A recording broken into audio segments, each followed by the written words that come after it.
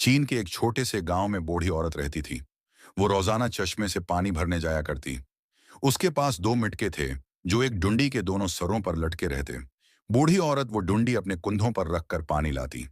उन दोनों मिटकों में से एक बिल्कुल सही सलामत था, जबकि दूसरे मुटके में एक सुराख था। जब भी वो औरत घर पहुंचती तो सही मुटके में पूरा पानी होता, मगर सुराख वाले मुटके में आधा पानी रह जाता। ये सिलसिला 1 साल तक चलता रहा। सही मुटका अपने काम पर नाज करता कि वो हर बार पूरा पानी पहुंचाता है, जबकि सुराख वाला मुटका हमेशा शर्मिंदा रहता। एक दिन उसने बूढ़ी औरत से कहा, माँ जी, मुझे बदल दो, मेरा क्या फायदा, मुझसे तो पूरा काम होता ही नहीं। ये सुनकर बूढ़ी औरत मुस्कुराई और नरमी से बोली, बेवकूफ, तुमने कभी गौर किया है कि जिस रास्ते से तुम गुजरते हो वहां कितने फूल खुलते हैं?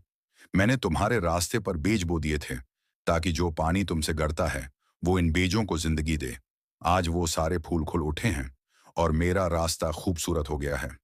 अब मैं उन्हीं फूलों से अपना घर सजाऊंगी। देखो, ये सब तुम्हारी वजह से मुमकिन हुआ। फिर वो बोली, जिंदगी में हर इंसान के अंदर कोई ना कोई कमी या खामी जरूर होती है।